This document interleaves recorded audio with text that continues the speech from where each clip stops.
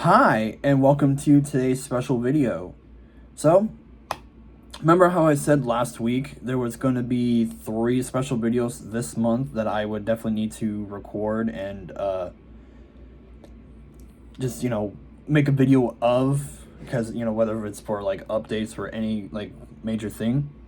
Well, today is going to be the first of those 3 for this month. And this one is probably well overdue.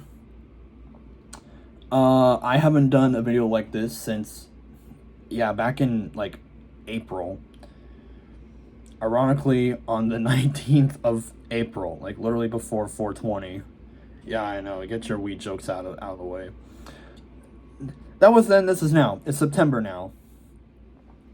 So, well, we're going to, as you can probably tell by the title of the video, we are going to go over the current makeup of the federal government.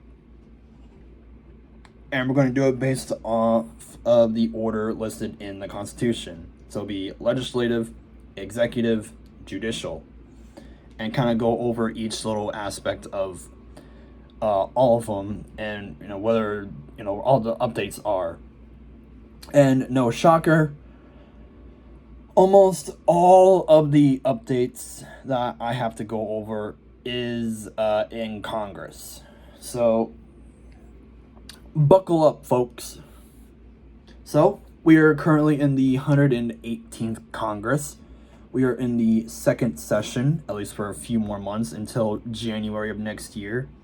Because just remember, this year in November, not only are we voting for a new president, we're also voting for a new Congress for both the House and Senate. But we'll get to that sometime next month, as just as a reminder. So, which house of Congress are we going to start in? Well, we're going to start in the upper house. We're going to start with the Senate. And apparently, according to my notes here, it will change at some point today, or probably already has. So, in terms of political makeup, we have, well, from most seats to the fewest, we have 49 Republicans, 46 Democrats, 5 independents, which kind of claws along with Democrats, so kind of gives them a Democratic majority by 1 seat. For them having the simple majority, and no vacancies. The current president pro tempore of the Senate, which is the highest and most senior senator of the majority party, is currently Senator Patty Murray of Washington. She is a Democrat, and she's also the first woman to hold that position, so congrats to her on that, I guess. The current majority leader is Democrat Chuck Schumer of New York. And the current minority leader is Senator Mitch McConnell of Kentucky, who is a Republican. So, since there is a bit of a change for the Senate for right now, we're going to go all the way to New Jersey Class 1. That the former holder of that seat, Senator Bob Menendez, resigned back in August. He resigned on August 20th due to his criminal conviction. And his successor was actually appointed 4 days before he resigned. And, well, his successor actually at some point today, or already has been sworn in and has now filled in that seat. His name is George Helmy, spelled Helmy. However, he will resign sometime in November.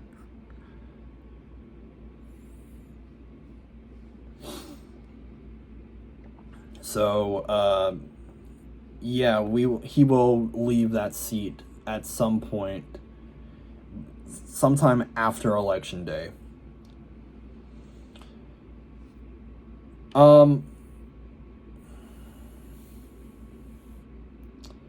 We will also eventually have another vacancy at some point towards the very end of the year, I'm guessing, according to this information here. It is the senator that took over Dianne Feinstein's seat when she died in September last year. LaFonza Butler is expected to... Her appointment is set to expire sometime late this year. The successor will be elected on Election Day on November 5th. And they will finish the term with this Congress. I don't know how that's going to work out, but we'll see how that plays out. So, that's the Senate. And now we jump down to the lower house with the House of Representatives. They have had no changes since Wednesday the 21st, only because they lost a member, because, yeah, we'll get to it in just a little bit. But in brief generalization, even though the Democrats might have a joint control over the Senate, the Republicans control the House, as we're well aware of, which is what I call a split Congress, where one party controls one house and the other controls the other. So, for the House of Representatives, we currently have 220 Republicans, 211 Democrats, no independents, and 4 vacancies.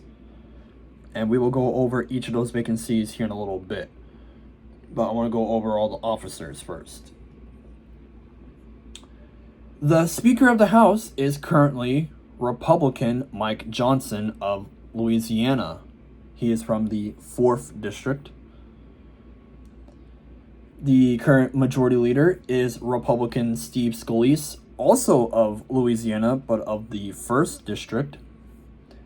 And the current Minority Leader is Hakeem Jeffries, who is a Democrat from New York. And he has the 8th District. Okay, so now we're going to talk about each of the 4 vacancies and why are they vacant. First off, we're going to jump over to New Jersey 10. The incumbent that had that seat, Donald Payne Jr., which, by the way, his dad held that same seat as well, but also died, but his son got elected in.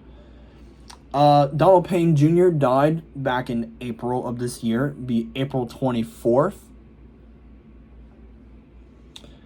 And a special election will be held, in 9 days. So on Wednesday, the 18th, we will have a special election for that seat. However, we won't go over the results of that election until that Friday. So it'll be Friday the 20th. So we'll get to it in about 11 days. But we will get to it, I promise you. So, there's that. Next up, we're going to go over to Wisconsin 8. The incumbent, Mike Gallagher, resigned on 4/20. And a special election will be held on, ironically, Election Day. So, I don't know if the successor will serve for the last few days or whatever of the current Congress, or if he won't be sworn in until the next Congress. It is unclear. I don't know, but we'll find out when that, eventually happens. So yeah, there's number 2. Third up, we're going to go down to Texas 18. The incumbent, Sheila Jackson Lee died on July 19th. Yeah, she actually ended up dying. It was revealed that she died of, I think it was like pancreatic cancer or something like that. There's a special election for her seat. It will be held also on Election Day, on November 5th. And I'm assuming the same thing's going to happen in Wisconsin 8, as in either they will serve for the last couple of days of the current Congress, or more than likely will eventually get sworn in with the new Congress, with the 119th starting January 3rd.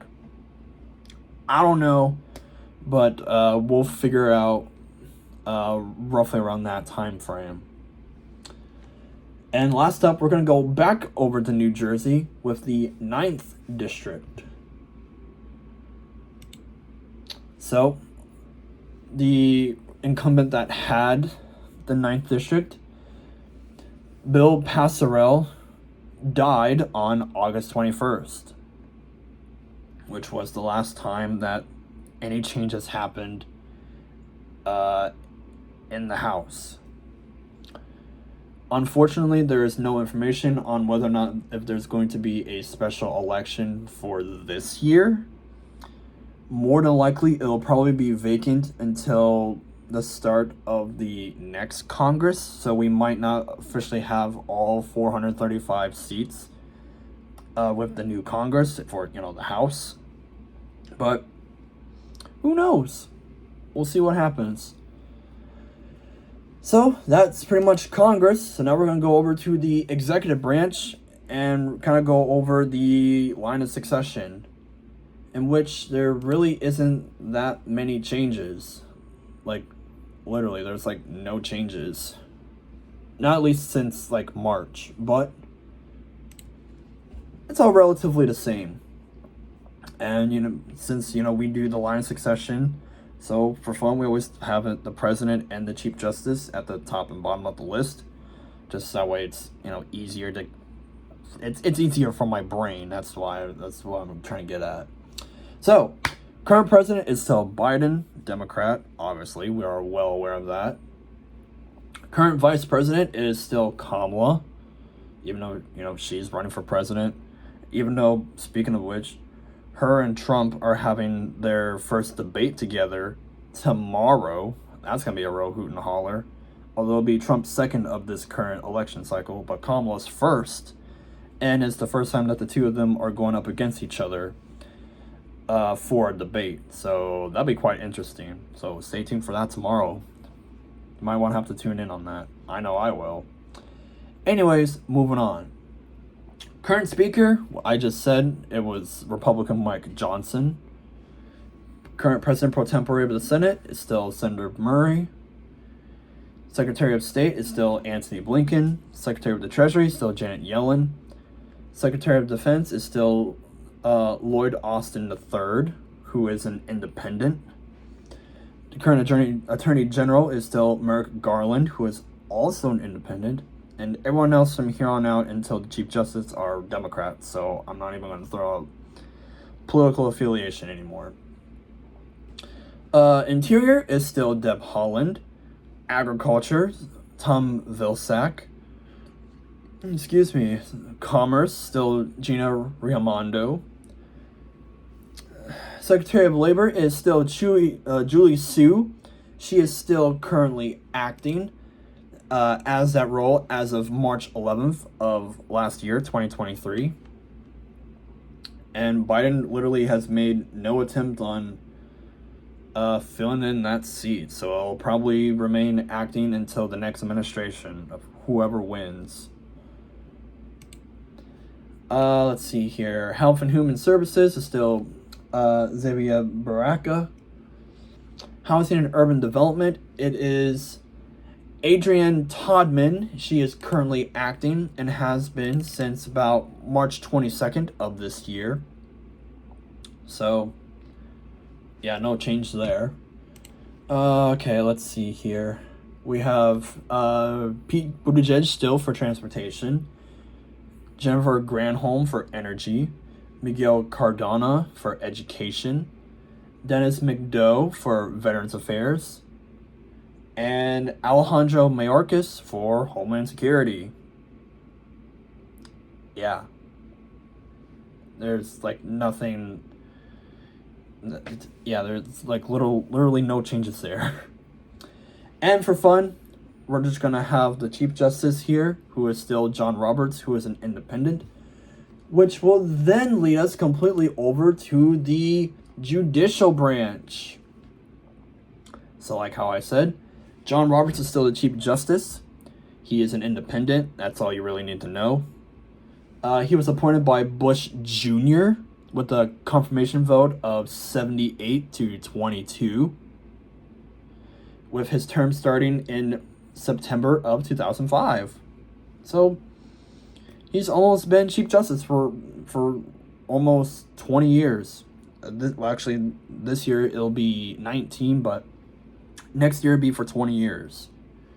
Because remember, Chief Justice before him was Ryan Rehnquist, who was Chief Justice when I was born. So I've literally seen 2 Chief Justices for this country.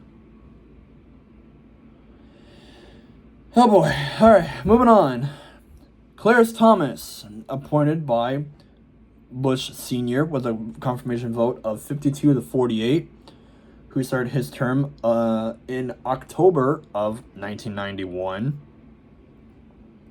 Next up, we have Samuel Alito, appointed by Bush Jr., with a confirmation vote of 58-42, with his term starting in January of 2006.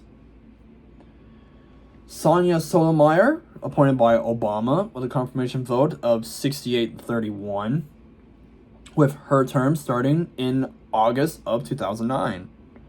So yeah, she's officially been on the Supreme Court for 15 years. Elena Kagan, also appointed by Obama, with a confirmation vote of 63 to 37, with her term also starting in August, but in 2010. Next up, Neil Gorsuch, appointed by Trump with a vote of 54-45, with his term starting in April of 2017. Next up, Brett Kavanaugh, also appointed by Trump, with a vote of 50-48, with his term starting in October of 2018. Next up, we have Amy Coney Barrett, also appointed by Trump, with a vote of 52-48, who was confirmed and started her term in October of 2020. And the most recent member of the Supreme Court, Ketanji Brown Jackson, appointed by Biden, with a confirmation vote of 53-47, with her term starting in June of 2022. So that pretty much does it. That's every single current main update of the federal government, of Congress, the presidential line of succession, and the current members of the Supreme Court. Now, I will once again try my best to do this once every couple months. So I will attempt to try to do these at least once, during the month of every, new season. So since, fall officially begins in September, that's why I'm doing this now. So we won't probably do this again until around December, because, that's when the official start of winter is, with the winter solstice and all that. Oh boy. Alright, that's all I have for now. Thanks for watching, and we'll see you tomorrow with, I think it's a Pokemon Showdown video, I think. Thanks for watching, and I'm gonna go watch some more Family Guy. We'll see you tomorrow.